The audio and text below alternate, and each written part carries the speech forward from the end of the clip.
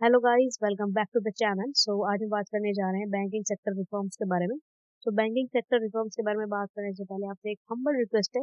Please please channel को subscribe कर दो, वीडियो को लाइक कर दो, कमेंट करके बताना जरूर कि आपको इस वीडियो में कोई इशू तो नहीं है। तो लेट्स स्टार्ट। तो देखो, बैंकिंग सेक्टर रिफॉर्म्स हमारे कुछ पार्ट्स में डिवाइडेड है। सबसे पहले जब बैंकिंग सेक्टर रिफॉर्म्स के बारे में बात हुई तो फर्स्ट जनरेशन रिफॉर्म में कुछ डिसाइड हुआ था, जिसको की सेटल करने के लिए नरसिम्हा कमेटी रिपोर्ट बनाई गई थी। पहली रिपोर्ट में जो हमने कुछ चेंजेस किए थे, बदलाव किए थे, उसको हमने फिर सेकंड फेज रिफॉर्म्स में सही किया और उसके लिए भी एक रिपोर्ट बनाई गई थी जिसे हम नरसिम्हा कमेटी रिपोर्ट पार्ट 2 कहते हैं। और वहां पर भी जो कमियां रह गई थी उसे हमने कुछ और मेजर्स टेकन फॉर इम्प्रोवाइजेशन, कुछ और इम्प्रोवाइजेशन करी थी एंड लास्ट में हमने बैंकिंग सेक्टर में सबसे बड़ा बदलाव किया था, that is liberalisation of banking sector. Next topic है हमारा बैंकिंग सेक्टर रिफॉर्म्स क्यों हुए थे। देखो, these reforms are to promote the productivity and efficiency of banking system. ये जो रिफॉर्म्स थे बैंकिंग सिस्टम की प्रोडक्टिविटी और एफिशिएंसी, काम करने के तौर तरीके और उनको एक तरीके से अच्छा करने के लिए लिए गए थे। इनका मकसद सिर्फ और सिर्फ एक था कि बैंकिंग सेक्टर को डेवलप किया जाए, इनको ग्रोथ किया जाए, इनको आगे से आगे बढ़ाया जाए। जैसे कि फॉरेन बैंक्स जो होते हैं बहुत ज्यादा ग्रो करते हैं, तो इस तरीके से इंडियन बैंक्स भी जो है ग्रो करने चाहिए, डेवलप होने चाहिए। इनका एक और मकसद था कि हमारे जो फाइनेंशियल मार्केट है ना, उसमें स्टेबिलिटी और एडिकेसी बनी रहे, कि फाइनेंशियल मार्केट अपने आप में एक बार स्टेबल होनी चाहिए, स्थिर होनी चाहिए, उसमें ज्यादा उतार चढ़ाव बदलाव ना हो और एडिकेसी बनी रहनी चाहिए, अपने आप में वो पूरी हो। ठीक है, किसी और के ऊपर डिपेंडेंट ना होना पड़े। नेक्स्ट टॉपिक आता है कि हमारा फर्स्ट जनरेशन रिफॉर्म। अब फर्स्ट जनरेशन रिफॉर्म में हुआ क्या था कि 1 जनवरी 1969 में गवर्नमेंट ने बैंक पर सोशल कंट्रोल इम्पोज कर दिया गया था। ठीक है, तो इसमें क्या किया था हमने कि 19 जुलाई 1969 को गवर्नमेंट ने सरैया कमीशन को अपॉइंट किया था और उन्होंने क्या कहा था कि 14 मेजर बैंक्स को नेशनलाइज किया था। 14 नेशनल बैंक को नेशनलाइज करने के बाद उन्होंने बैंकिंग सिस्टम को एग्जामिन किया और ये रिकमेंड किया कि कुछ इस तरीके के कदम उठाने चाहिए ताकि बैंक जो है ना, गवर्नमेंट पॉलिसीज के साथ कोऑर्डिनेट करके इकोनॉमिक डेवलपमेंट के लिए काम कर सके। Got it.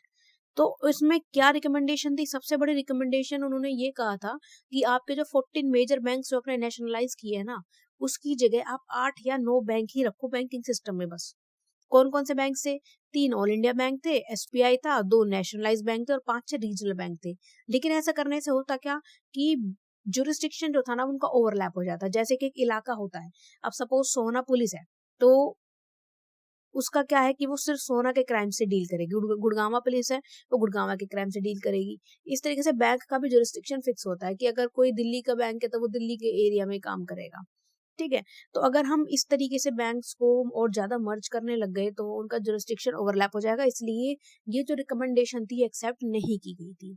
लेकिन बाकी जो उनकी रिकमेंडेशंस थी, चाहे वो बैंक के ऑपरेशन के रिगार्डिंग हो या फिर उनका जो क्रेडिट प्रोसीजर होता है, लोन देने का प्रोसीजर होता है, उसको सिंप्लीफाई करने के रिगार्डिंग हो, या फिर इंटरनल कंट्रोल सिस्टम, उनकी जो मैनेजमेंट थी वो सब एक्सेप्ट कर लिए गए थे। ठीक है, तो फर्स्ट जनरेशन रिफॉर्म्स में और क्या बोला गया था? उन्होंने बोला गया था उसके चलते, इनके रिफॉर्म्स के चलते, जो बैंकिंग रेगुलेशन एक्ट 1949 था उसका सेक्शन 19 अमेंड कर दिया गया था। बैंक को उसकी सब्सिडरी खोलने के लिए अलाउ कर दिया गया था। पहले बैंक अपनी सब्सिडरीज नहीं खोल सकते थे, लेकिन सेक्शन 19 को बदल दिया गया और सब्सिडरीज खोलने के लिए अलाउ कर दिया गया, परमिशन दे दी गई। और इन सब के चलते 1991 में जो बैलेंस ऑफ पेमेंट के जो क्राइसिस हुए थे ना, इंडिया एक तरीके से बहुत ज्यादा कर्जा आ गया था, तो उसके चलते क्या किया था, नरसिम्हा कमेटी को 14 अगस्त 1991 को अपॉइंट किया था कि भाई सरैया कमीशन से तो कुछ ज्यादा कुछ बात बनी नहीं है, अब तुम काम करो, तुम एनालाइज करो। तो नरसिम्हा कमेटी ने 16 नवंबर 1991 को अपनी पहली रिपोर्ट सबमिट करी थी। उस रिपोर्ट में जो first face of banking sector था वो एक्चुअली में हमारा उस रिपोर्ट के बाद 1992 से 1993 के सेशन में ही चालू हुआ था, जो कि ट्विन प्रिंसिपल्स पे बेस्ड था। ट्विन प्रिंसिपल बोले तो ऑपरेशनल फ्लेक्सिबिलिटी, मतलब काम करने की फ्लेक्सिबिलिटी, की तुम सिचुएशन के हिसाब से कुछ ना कुछ ऊपर नीचे कर सकते हो, इट्स ओके।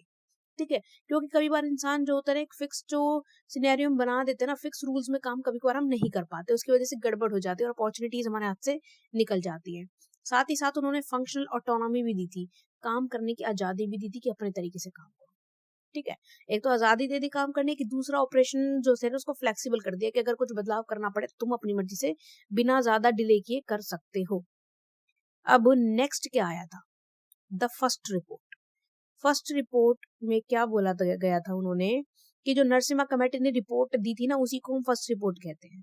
और ये जो रिपोर्ट थी ये आरबीआई के former governor Shri M Narasimha के अंडर की गई थी, उनकी चेयरमैनशिप के अंडर की गई थी।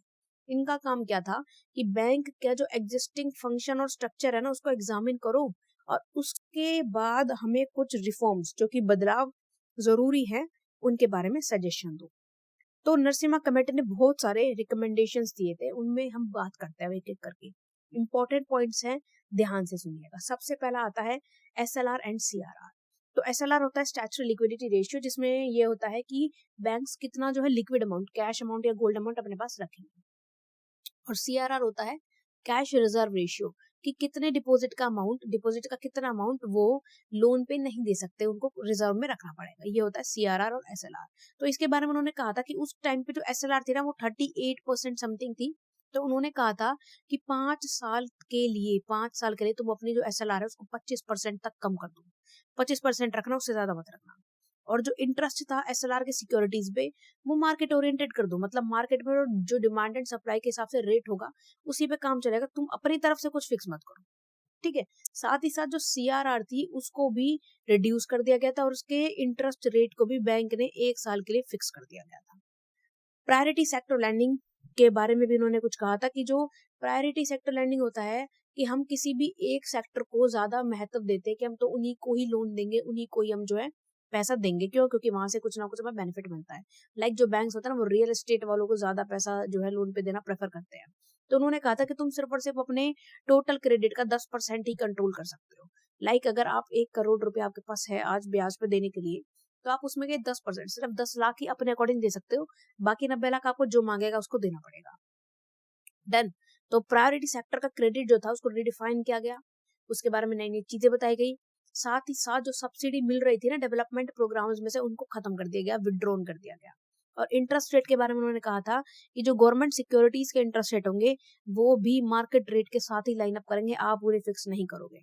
मार्केट में जो डिमांड एंड सप्लाई चल रही है उसके अकॉर्डिंग वो भी जो है अप एंड डाउन होंगे, फ्लक्चुएट होंगे। You won't control anything. फिर उन्होंने कैपिटल एडिकेसी के बारे में कहा था कि कैपिटल एडिकेसी क्या होती है कि बैंक को जितनी लागत होती है ना, जितना पैसा उसे चाहिए होता है वो उसके पास होना चाहिए, ठीक है। बैंक को अपनी कैपिटल एडिकेसी के नॉर्म्स को अचीव करना होगा। फॉरेन बैंक्स को 8% तक अचीव करना होगा मार्च 1993 तक। और इंडियन बैंक्स की जिनकी अब्रोड में ब्रांच है, फॉरेन में ब्रांच है, उनको भी 8% अचीव करना होगा, लेकिन उनके लिए टाइम पीरियड था 1994 मार्च, ठीक है। और जो अदर इंडियन बैंक्स थे उनको 1993 मार्च तक 4% और 1996 मार्च तक 8% करना था, ठीक है। नेक्स्ट हमारा पॉइंट था अकाउंटिंग पॉलिसीज। अकाउंटिंग पॉलिसीज के बारे में उन्होंने कहा था कि अगर आपकी इन्वेस्टमेंट पोर्टफोलियो जो है आप उसको परमानेंट में चेंज कर रहे हैं तो वो बिफरकेटेड होनी चाहिए। और अगर करंट कैटेगरी में आपकी इन्वेस्टमेंट पोर्टफोलियो है तो आप उस पे डेप्रिसिएशन से बचने के लिए या डेप्रिसिएशन को एक तरीके से कवर करने के लिए प्रोविजन लगाएंगे पूरा पूरा। और ये जो लोन एसेट्स होंगी 4 कैटेगरी में डिवाइड होगी, स्टैंडर्ड एसेट, सब स्टैंडर्ड एसेट, डाउटफुल एसेट और लॉस एसेट्स। और इन सब के लिए आप प्रोविजन कितना परसेंट डालेंगे? स्टैंडर्ड एसेट्स के लिए 0.25%, सब स्टैंडर्ड के लिए 10% जो कि आउटस्टैंडिंग है उसका, डाउटफुल एसेट्स के लिए 100% आपको डालना पड़ेगा, और प्लस में शॉर्टफॉल भी डालना पड़ेगा 20 या 30% या 50% का, जो कि आपकी डाउटफुल एडवांस कितना हुआ है उस पर डिपेंड करता है। डन। नेक्स्ट टॉपिक आता है हमारा कि इनकम रिकॉग्निशन के बारे में उन्होंने क्या कहा था कि अगर आपकी कोई नॉन परफॉर्मिंग एसेट्स है जो कि आपके काम में नहीं आ रही है तो उस पे आप कोई भी इंटरेस्ट चार्ज नहीं कर सकते जब तक आपको एक्चुअली वो रिसीव ना हो जाए। नेक्स्ट था new institution. Special recovery tribunals खोले गए थे ताकि बैंक का जो बकाया है, जो ड्यूज है, वो दूसरों से जल्दी रिकवर कर सके, बैंक अपना पैसा वापस ले सके, ठीक है। बहुत सारे लोग होता है कि लोन का अमाउंट देते नहीं है, तो उसके लिए स्पेशल ट्रिब्यूनल्स बनाए गए। साथ ही साथ एसेट रिकंस्ट्रक्शन फंड बनाया गया, जिसमें कि हम डाउटफुल डेट्स का जब खर्चा एक साथ जो आ जाता है ना, उससे बचने के लिए हमने जो है बाद में प्रेशर ना पड़े इसलिए पहले से एक फंड बना दिया। फिर आती है entry of private sector bank. पहले क्या था, जब ये रूल बने नहीं थे तब प्राइवेट बैंक्स के लिए ना अलग रूल्स होते थे और उनको जल्दी से लाइसेंस भी नहीं मिलता था। तो इस पर भी कुछ बातें कही थी नरसिम्हा कमेटी ने कि सबसे पहले तो बैंकों का नेशनलाइजेशन बंद करो, दूसरा प्राइवेट बैंक और पब्लिक सेक्टर बैंक के बीच में कोई भेदभाव मत करो। तीसरा, प्राइवेट सेक्टर बैंक की एंट्री पे कोई पाबंदी नहीं होगी। चौथा, उन्होंने बात कही थी कि ज्यादा से ज्यादा फॉरेन बैंक की ब्रांचेस जो है वो इंडिया में खुलवाओ, तभी जाके आप जो है इनकम अर्न कर पाओगे। और उन्होंने क्या कहा था, उन्होंने कुछ स्टाफ रिलेटेड इश्यूज भी बताए थे जो कि बहुत ज्यादा दिक्कत दे रहे थे। उन्होंने कहा था कि कुछ पोर्शन जो है ना अपनी पोस्ट का, वो आप ओपन मार्केट में से रिक्रूट करो, ताकि आपको एक्सपर्ट और स्पेशल स्किल्ड एम्प्लॉयज जो है मिल सके। साथ ही साथ जो आपके ऑलरेडी जो ऑफिसर्स काम कर रहे हैं ना, उनको प्रमोशन अपॉर्चुनिटीज दो। एक तरीके से उनको मेरिट फील होगी, एक तरीके से उनको जो है मोटिवेटेड फील होगा और वो बहुत ज्यादा अच्छे से काम कर पाएंगे। फिर बैंक्स ने डायरेक्टली ऑफिसर्स को भी रिक्रूट किया BSRB से, और जो अपने एमिनेट पर्सन थे उन्हीं में से चेयरमैन और MD सिलेक्ट किए, जिससे कि ऑफिसर्स को बहुत ज्यादा मोटिवेटेड भी फील हुआ। और RBI को जो है बैंक और बोर्ड में रिप्रेजेंटेशन की जरूरत नहीं थी, ये भी उन्होंने डिक्लेयर कर दिया था। फिर एक और पार्ट था यहाँ पे सुपरविजन ऑफ फाइनेंशियल सेक्टर का। इसमें उन्होंने कहा था कि बैंकों के ऊपर जो डुअल कंट्रोल चल रहा है ना, दो दो जगह का कंट्रोल चल रहा है, कि RBI भी कंट्रोल कर रही है और banking division of ministry of finance भी कंट्रोल कर रही है, ये अब बंद करो। और सिर्फ RBI should be the prime agency, सिर्फ RBI ही कंट्रोल करेगी बैंकिंग सेक्टर को, सारे रूल्स एंड रेगुलेशन वही बनाएगी। RBI ही रिव्यू करेगी जो भी गवर्नमेंट ने डायरेक्शन दिया है उसके अकॉर्डिंग सारा काम चल रहा है या नहीं। और एक क्वासी ऑटोनोमियस बैंकिंग सुपरविजन बोर्ड बनाया गया, जिसे हम बोर्ड ऑफ फाइनेंशियल सुपरविजन भी कहते हैं, और वही बैंक अब इंस्टीट्यूशंस पे काम करेगा, कोई और बोर्ड जो है बीच में दखलंदाजी नहीं करेगा। नरसिम्हा कमोडी ने ब्रांच लाइसेंसिंग पॉलिसी के लिए एक बात कही थी कि जो ब्रांच लाइसेंसिंग पॉलिसी है उसको खत्म कर दो, अबॉलिश कर दो। ब्रांच खोलने के लिए लाइसेंस की जरूरत नहीं है, अब आप अपनी मर्जी से बैंक जो है ब्रांचेस खोल सकते हैं। पहले क्या होता था कि लाइसेंस लेना पड़ता था और वो काफी टाइम तक पास नहीं होता था, जिसकी वजह से बैंक जो है ग्रो नहीं कर पाते थे। लेजिस्लेटिव मेजर्स के लिए उन्होंने बात कही थी कि जो बैंकिंग कंपनी एक्ट था 1970 और 1980, उसको अमेंड कर दिया गया और उनकी पेड अप कैपिटल उनको मार्केट से इकट्ठा करने के लिए जो है आजादी दे दी गई। अब बैंक जो है मार्केट से अपनी पेड अप कैपिटल रेज कर सकते हैं बिना किसी दिक्कत के। और बैंकिंग रेगुलेशन एक्ट जो था उसको भी अमेंड कर दिया गया, ताकि बैंकिंग सेक्टर में ज्यादा से ज्यादा ट्रांसपेरेंसी आ सके। साथ ही साथ लास्ट पॉइंट हमारा कहता है कि RBI एक्ट 1934 को भी बदला गया और बैंक को सभी तरीके के बैंकिंग बिजनेस करने के लिए अलाउ कर दिया गया। देखो, बैंक बहुत तरीके से कमाता है। बैंक हमारे चेकबुक हम इशू करवाते हैं, उस पे पैसे लेते हैं। SMS के लिए हमारे पास जो है वो चार्जेस लेते हैं, और तो और अगर हम डिपॉजिट